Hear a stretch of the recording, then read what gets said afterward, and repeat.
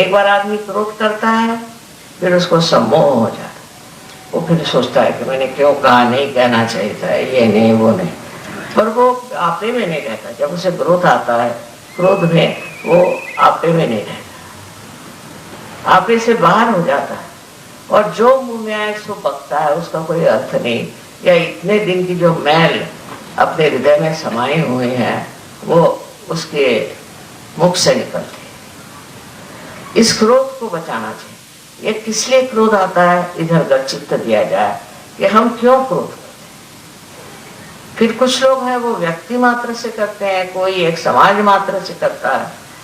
इस तरह से अनेक तरह से लोग क्रोध को करते हैं। ये क्रोध हमें अंदर क्यों आता है, इसलिए हम क्रोधित होते हैं, ये सोचना चाहिए। बहुत से लोगों ने मुझसे कहा कि माँ अगर आपके खिलाफ कोई कहता है तो हमें बड़ा क्रोध आता है।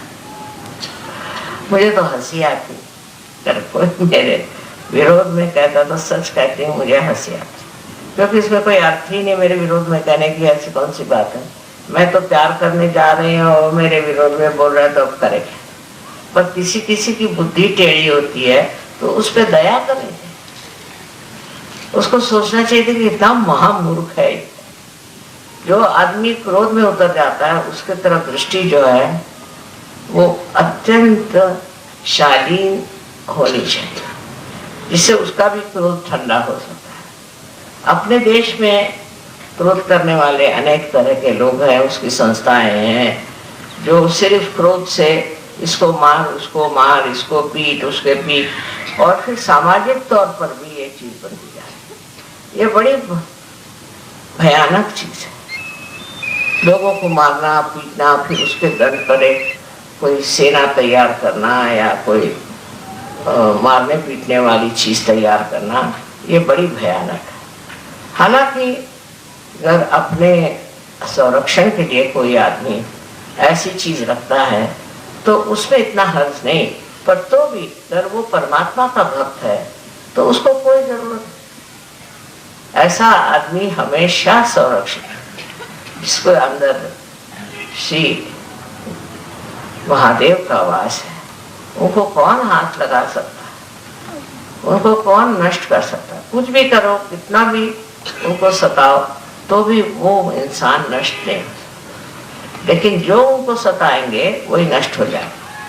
जब इस बात का पूर्ण विश्वास आपके अंदर हो जाए कि जो आपको सता रहे हैं वही नष्ट हो जाएंगे, अपना दिल, अपना हृदय आप एकदम स्वच्छ हृदय में ही ये कार्य हो सकता है, क्योंकि शिव का स्थान हमारे अंदर प्रतिबिंब रूप है, और जो आईना स्वच्छ होता है उसी में उसका प्रतिबिंब पड़ता है। शिव जी का क्रोध एक ही बार होने वाला है, और होता है एक बार, ऐसा लोग कहते हैं, पर मैंने अनेक बार उनको क्रोधित होते देखा, क्योंकि उनका अधिकार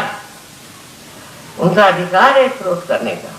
अगर कोई आदिशक्ति के विरोध में कार्य करता है तो शिव जी का हाथ बड़ा लंबा है, कुछ भी करो वो मानते नहीं, वो ठिकाना ही कर देते हैं, क्योंकि वो जानते हैं कि आदिशक्ति जो है वो तो कुछ नहीं करेगी, वो तो किसी को दंडित नहीं करेगी, वो सबको माफ कर देगी। तब उनका हाथ इतना लंबा है कि जिसकी कोई हद नहीं, और जब वो हाथ चलता है तो फिर कोई नहीं रोक सकता। उनसे आगे कौन बोले, उनके आगे भी मर्यादाएं हैं जिसको आप उठा नहीं सकते, बढ़ा नहीं सकते। इस तरह से आपको समझना चाहिए कि अपने वैयक्तिक जीवन में सहयोग में आपको शिव जी का ही अनुसरण करना है, क्योंकि नहीं करोगे तो पहली चीज है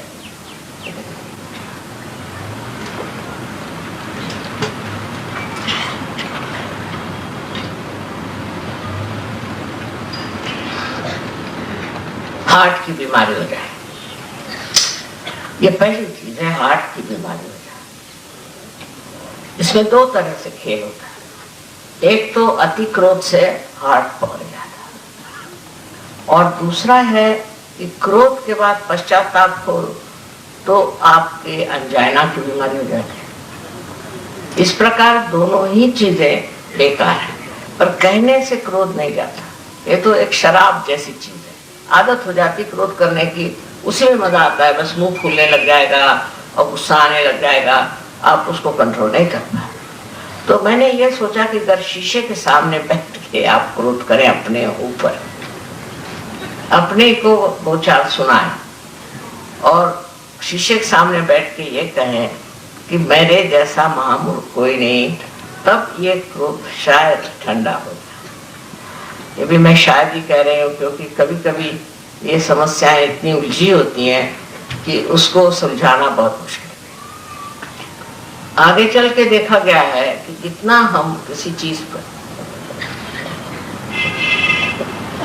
ध्यान देते हैं और उस चीज के ऊपर हम इसको कहते हैं रिएक्ट करते हैं।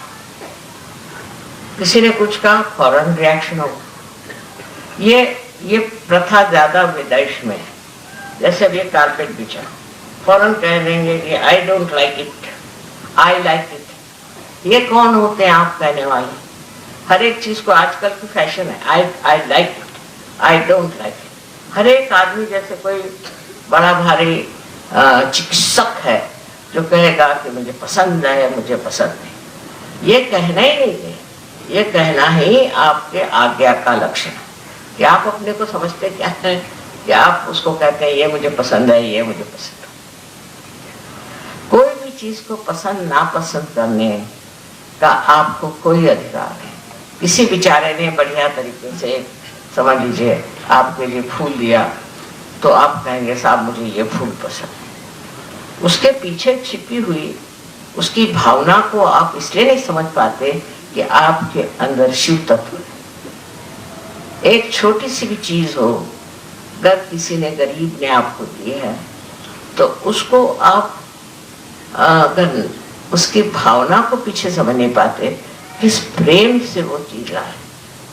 इसके लिए हमारे यहाँ सुदामा का उदाहरण दिखाया गया है कि वो एक कुरमुरे लेके पहुंचे थे उनके पास और उनका कितना मान श्री कृष्ण ने किया।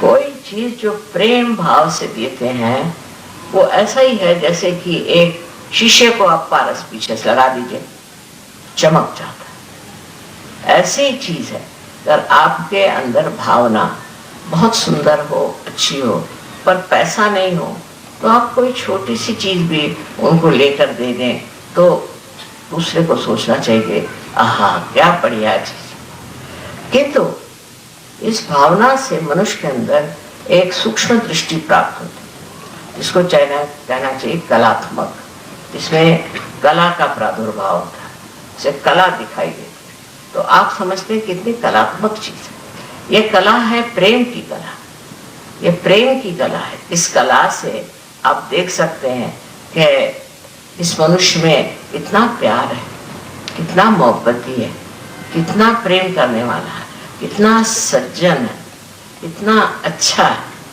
जब आप ये चीज देखना शुरू करेंगे तब आपकी नजर अपने ऊपर जाएगी और आप ये सोचेंगे कि मैं क्या हूं, मुझ में इतना प्यार है, मुझ में ये सज्जनता है, मुझ में ये अच्छाइयां हैं कि मैं ऊपरी जबानी जमा खर्च कर लिया और लोगों को बुलावे में डालता।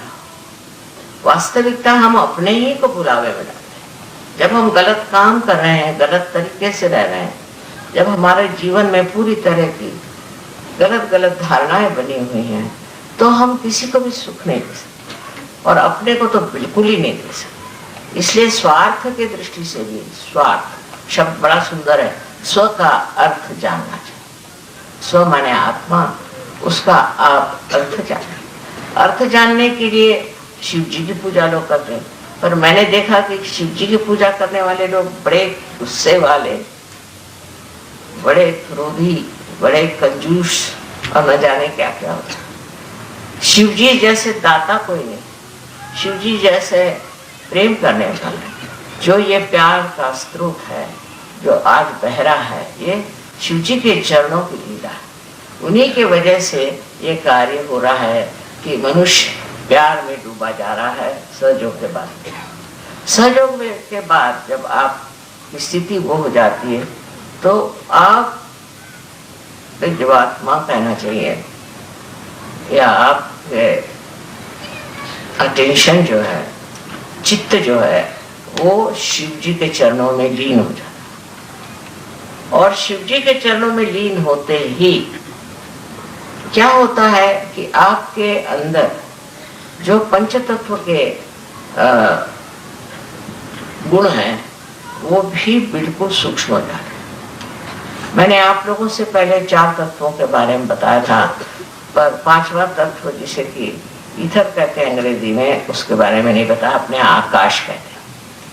आकाश तत्व का ये है कि जब मनुष्य सूक्ष्म स्थिति में जाता है तो उस सूक्ष्म आकाश को भी प्राप्त करता है। वो आकाश जो कि ईथर को चला, उस आकाश को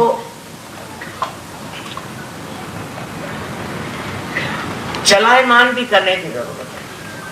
अगर किसी को कोई तकलीफ होती है, कोई परेशानी होती है, तो वो सब जगह व्याप्त, हर जगह वो आकाश तत्व जो तत्व होना चाहिए व्याप्त, फौरन आपका असर वहां पहुंच जाता है जहां जरूरत होती है।